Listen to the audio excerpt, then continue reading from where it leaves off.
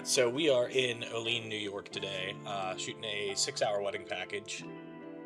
And I just kind of wanted to show you guys like what I keep with me whenever I'm shooting a wedding. So this is gonna be like a little what's in my bag. I do want to say this is like pretty standard affair with me.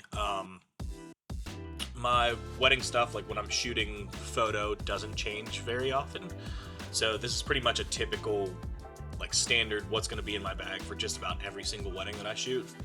Uh, I will throw in some like filters here and there and little stuff like that, but for the most part, like this is standard affair. My tried and true goes with me for pretty much everything when it comes to weddings. So, before we dig into the backpack itself, I do want to show you like some of my lights that I carry with me and keep with me just about everywhere. So, number one, we have the Godox V860 Mark III, obviously for Canon because that's what we shoot on. I have this little plastic flash diffuser on here. And then I also have a Godox V1. Well, Flashpoint, but same thing. Flashpoint is just Adorama's brand, and we're an Adorama affiliate, so that's what we use. But keep these with me. These are usually used for group photos, some of the more stylized stuff, but I try to shoot natural light as much as possible. Not always possible, so if you're in a church or trying to backlight, these are the things to go for. I always recommend having flash on you during a wedding, just to help you get some consistent lighting. It makes editing easier, and it's going to give you a little bit sharper pictures too.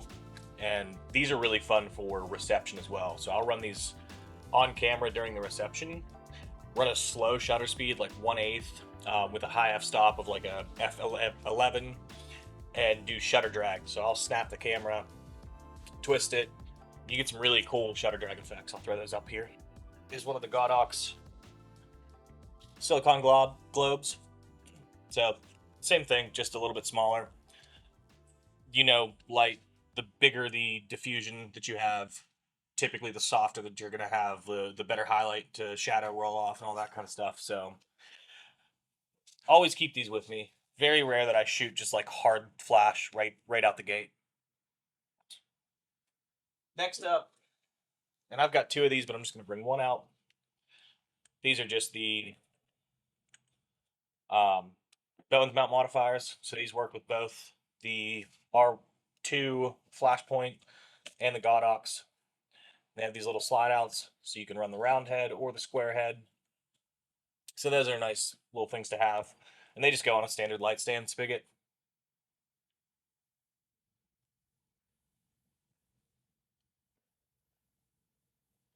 And these are two things that I always keep with me just in case. So this is a Joby Gorilla Pod. It's seen its days. It's not as sturdy as it used to be, but it is nice to have. And then this is a Magic Arm.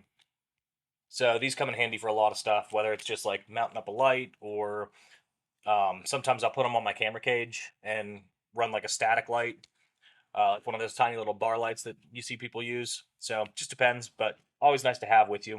All right, so now we're gonna get to the meat and taters of it, and actually dive into the camera bag itself. All right, so before I dive into all the technical digital stuff, camera number one. This is a Canon AE program, AE1 program, sorry. 50mm 1.8 on here, and I've got a real Kodak Gold in there. So I always bring a film camera with me, even if it's not really part of the package. I usually snap like 1 or 2 film shots just for sake of me. Second off, we have the flash trigger. So this is Godox brand, but it does work on Flashpoint as well. Like I said, that's Adorama's brand, so sometimes you can just find deals on those a little bit cheaper. Batteries. Drop them on the floor. So just a ton of batteries. Can never have too many. And I have the ones that are in the cameras as well. Insta360. This is the X4. And I do have like the premium guards on there. So I usually bring this with me just in case I want to capture some like behind the scenes footage and stuff like that to use for you know, socials, advertising, all that kind of stuff that we hate doing, but necessary part of the business. This is a Comica mic. It's decent, it's skinny, it's easy to fit in the bag, and truly the only reason I bring this is like a just in case. So if I do end up needing it, I have it. Most of the time, I'm not going to end up using it anyway, but you know, it's here just in case. Filters. Um, so just a nice little fold out bag. I do keep this with me most of the time just in case I want to use it for something, but most of the time I'm going to do that kind of stuff in post anyway. Try to get it right in camera as much as possible, but it doesn't always happen. We have the Canon 70 to 200. This is the Mark III. So I'll use this during ceremony most of the time. Other than that, it kind of stays in the bag. But for ceremony, like key moments like that, it's the perfect lens. Mostly because I can stay out of the way and let people still enjoy the ceremony and not be, you know, up front hucking around. But yeah.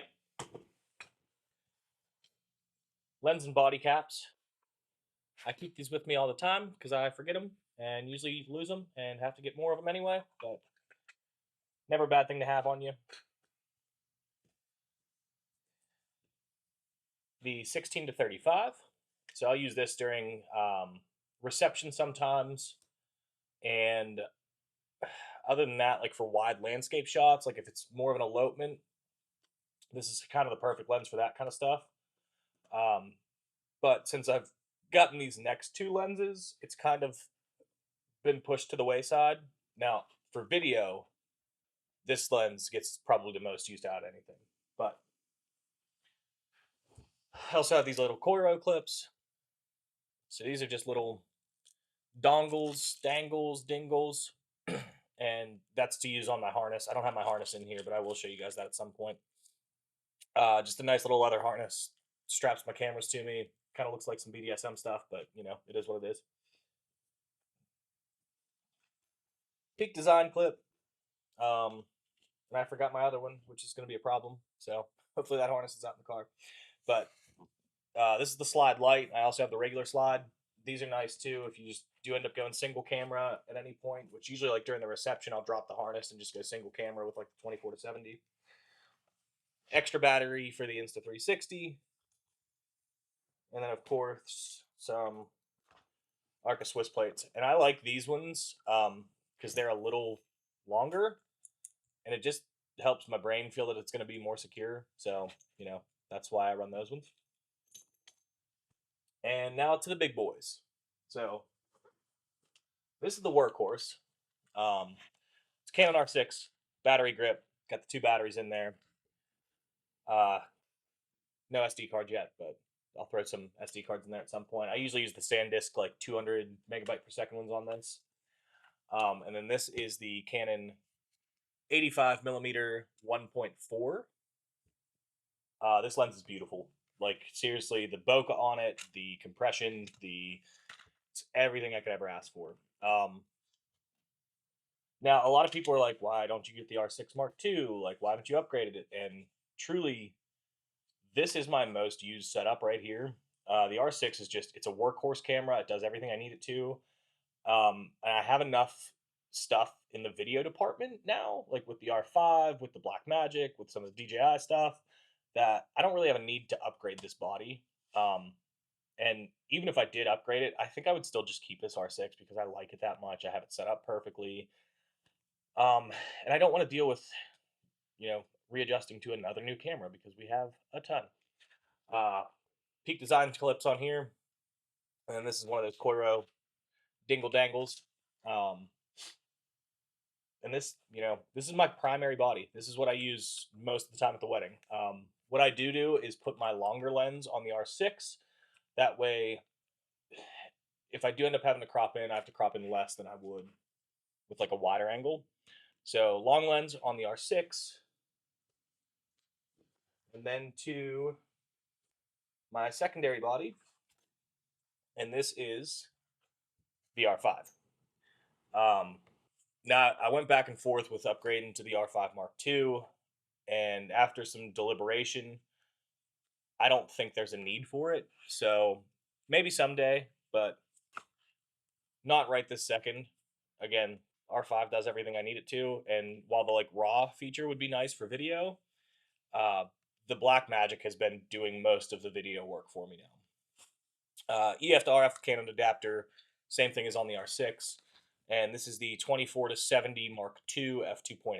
So this is probably the most used lens when it comes to photo. It does everything I need it to. Always stays on the R5.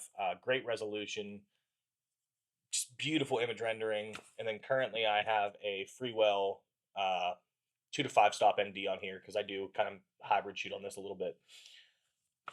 Peak Design clips on here as well, and then one of the beefy Poirot clips on this.